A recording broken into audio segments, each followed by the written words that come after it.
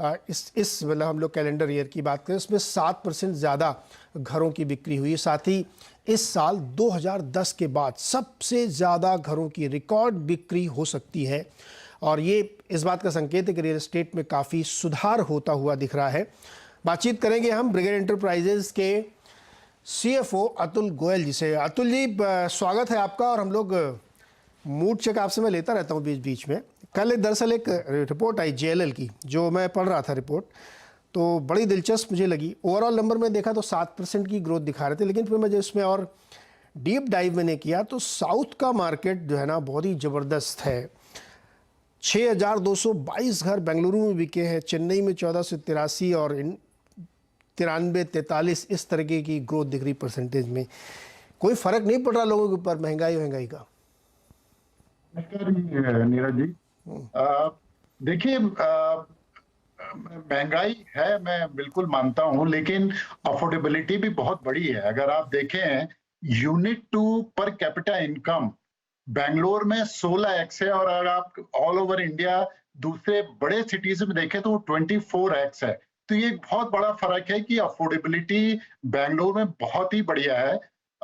Interest rate increase, मेरा मानना यह है कि अगर आप 2010 से कंपेयर कर रहे हैं तो 2010 में इंटरेस्ट रेट 10% के आसपास था, तब भी हाईएस्ट सेल्स रेजिडेंशियल की हुई थी।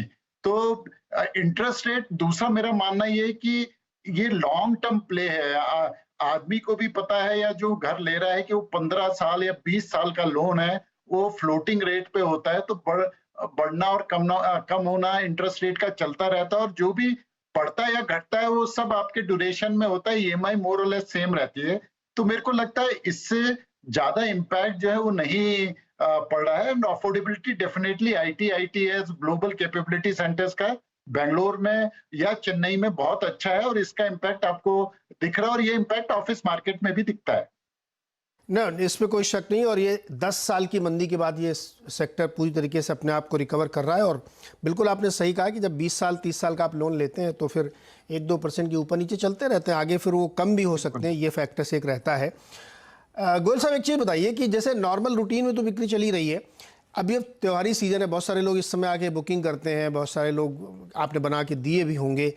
क्या फ़र्क दिख रहा है? किस तरीके की फुटफॉल है? आप लोगों के पास इंक्वायरीज आ रही होंगी, किस तरीके के माहौल है? देखिए, इंक्वायरीज बहुत अच्छी है।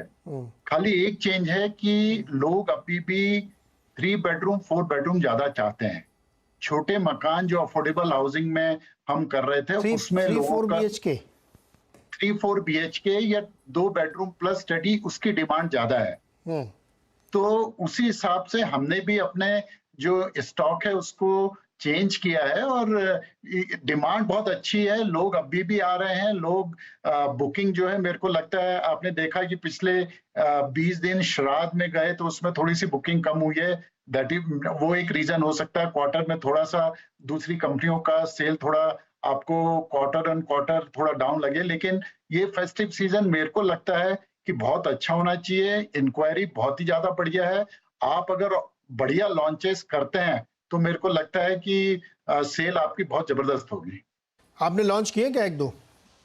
हाँ, हमने एक लॉन्च अभी किया है, बाकी हमारे काफी अच्छे लॉन्चेस प्लान्ड है इस क्वार्टर में। अच्छा, इस क्वार्टर में और करेंगे, और आगे भी ये सिलसिला जारी रहने की संभावना है। एक चीज़ बताइए सर, ये जो 3-4 BHK आप बता रहे हैं, इसके दाम वाम बढ़ाए आपने क्या, और एवरेज टिकट साइज क्या है इनका? देखिए, डिपेंड करता है। हम ज्यादातर इनकम हाउसिंग में है, तो हमारा अगर आप देखेंगे 3 बेडरूम करीबन 80 से 90 लाख होता है। 4 बेडरूम करीबन 1.20 से 1.5 करोड़ के आसपास जाता है। बाकी अगर आप लग्जरी सेगमेंट में जाएं तो 2-2.25 करोड़ के ऊपर जो है मकान जाता है। तो मेरे को लगता है उसमें इंटरेस्ट बहुत ज्यादा है, लेकिन उसमें दूसरी बात है कि इन्वेंट्री भी काफी घटी है। क्योंकि अगर आप देखें आज की तारीख में इंडिया में बेंगलोर में लोएस्ट इन्वेंट्री है, करीबन 12 या 13 मंथ की इन्वेंट्री है।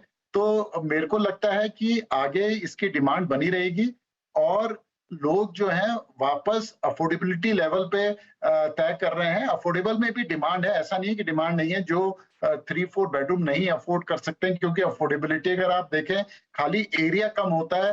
आपके जितने भी पैरामीटर्स हैं एक सक्सेसफुल और एक अच्छे रेजिडेंशियल के, वो वहीं रहते हैं।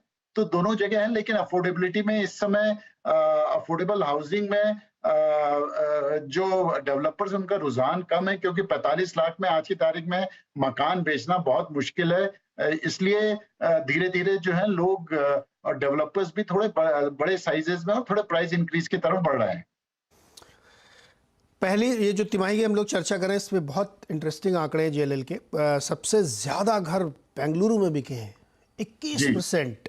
सेकंड नंबर पर हमारा अपना मुंबई 20% और थर्ड नंबर पे प्लेजेंट सरप्राइज है एनसीआर दिल्ली, जो हमेशा थोड़ा लैग करता था इन्वेंट्री की वजह से, लेकिन 19% के साथ थर्ड नंबर पे वो भी है। तो तीसरी तिमाही का ये ट्रेंड बहुत अच्छा दिख रहा है। अभी एनसीआर में आपने बड़ी बड़ी डील की खबरें सुनी होंगी, तो ये बात अगेन एंड अगेन स्टैब्लिश होती है कि बड़े घर बहुत ज़्यादा बिक रहे हैं और उनके प्राइस राइज भी आप लेते हुए दिख रहे हैं। लेकिन गोयल साहब, एक छोटा सवाल जाते थे आपसे।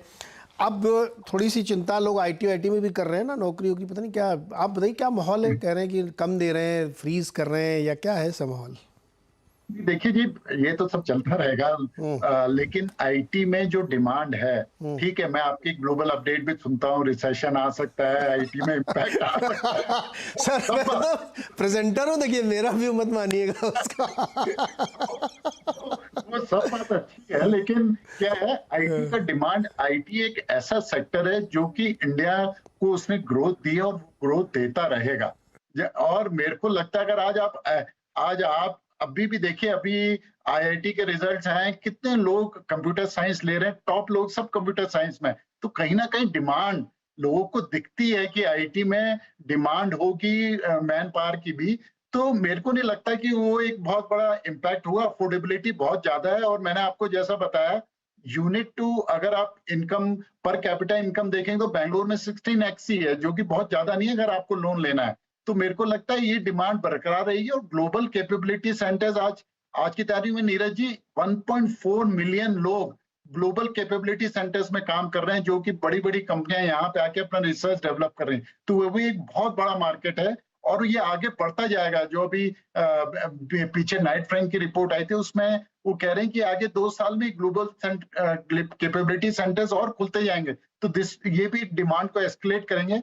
तो मेरे को लगता है ओवरऑल रियल एस्टेट मार्केट एक अच्छे टाइम को देख रहा है आफ्टर 10-11 ईयर्स, और मेरे को लगता है ये कंटिन्यू करना चाहिए। और ऑफ कोर्स कंसोलिडेशन वगैरह ये सब प्ले कर रहे हैं। जो लीडर्स हैं वो बहुत कॉन्शियस हैं डिलीवरी की तरफ, टुवर्ड्स क्वालिटी, प्राइसिंग। तो मेरे को लगता है ये सब चीजें अच्छी प्ले कर रही है। ऑफ कोर्स रेरा तो है ही वहां पे।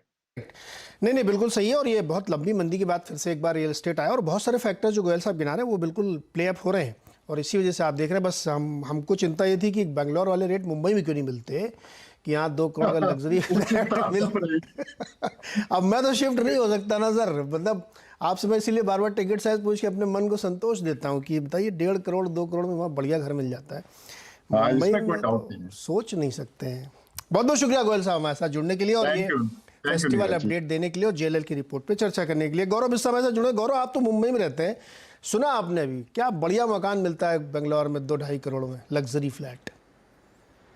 जी बिल्कुल, अगर आप प्रोजेक्ट्स पे अगर देखेंगे तो मैं ये कहूँगा कि मुंबई के मुकाबले में सारे एमिनिटीज होती है। तो जब हम सेमिनार्स के लिए जाया करते थे, तो रियल एस्टेट ऐसी चीज़ है जो इंसान देखना जरूर चाहता है, ले ना सके भले। तो मैं भी जाता था, देखता था कि कौन से प्रोजेक्ट्स वगैरह हैं, कभी घूमने चले गए फ्रेंड्स के साथ या क्लाइंट्स के साथ वगैरह गए, तो प्रोजेक्ट्स काफ़ी अच्छे हैं वहाँ पे। और सच में जैसा आपने कहा, काफ़ी माउथ वाटरिंग प्राइसेस है यहाँ पे। तो मैं नहीं समझ पाऊंगा कि इतना 1 BHK का जो प्राइसेस है वहाँ पे आपको 2-3 BHK मिल सकता है। तो अफोर्डेबिलिटी अगर यहाँ पे मुंबई में आती है तो नथिंग लाइक इट। हाँ, ये हम लोग खाली सोच सकते हैं, ऐसा होना तो नहीं है। अच्छा, ब्रिगेड एंटरप्राइजेस में कॉल किया आज, बढ़िया मस्त 20 रुपए ऊपर है, 4-4.5% की तेजी बन रही है। अच्छा, रियल एस्टेट में कोई पसंद आ रहा है आपको? देखिए, रियल एस्टेट में मैं शॉर्ट टर्म में प्ले नहीं करना चाहूँगा, क्योंकि अगर आप ओवरऑल देखेंगे तो मल्टीपल फेल्ड ब्रेकआउट्स हुए हैं। चाहे आप गोदरेज प्रॉपर्टीज का देख लो, चाहे आप डीएलएफ का देख लो, ब्रिगेड फॉर दैट मैटर वो देख लो। यहाँ पे एक अच्छा कंसोलिडेशन था आपका 1-1.5 साल का, और हमको ब्रेकआउट देखने मिला 540-545 के ऊपर। स्टॉक ऊपर भी गया, लेकिन अभी ब्रेकआउट्स के नीचे ट्रेड कर रहा है। तो मैं फेल्ड ब्रेकआउट्स को फिलहाल प्ले नहीं करूँगा। लॉन्गर टर्म का अगर आपका नजर है 1-1.5 साल का, जैसे आप कह रहे हैं कि पूरा अपटिक आ रहा है सेलिंग में, तो यहाँ पे मुझे लग रहा है कि डीएलएफ अच्छा रहेगा। अगर आप उसके वीकली या मंथली मंथली चार्ट देखेंगे तो काफ़ी अच्छा एक राउंडिंग बॉटम बना था निफ्टी रियल्टी के अंदर, उसका ब्रेकआउट हो, उसका रीटेस्ट हो रहा है, वहीं से बाउंस हो रहा है। सिमिलर सेटअप जो है मिरर इमेज वो डीएलएफ का है, उसके अगर आप मंथली चार्ट देखेंगे मल्टी ईयर राउंडिंग बॉटम था, ब्रेकआउट हुआ, रीटेस्ट हो रहा है। तो अगर आपका नजरिया कुछ सालों का है तो मेरे हिसाब से डीएलएफ का काफ़ी क्लेवरली पोजीशन है, रिस्क बड़ी फेवरेबल रहेगा। शॉर्ट टर्म के लिए मैं फिलहाल अवॉइड करूंगा।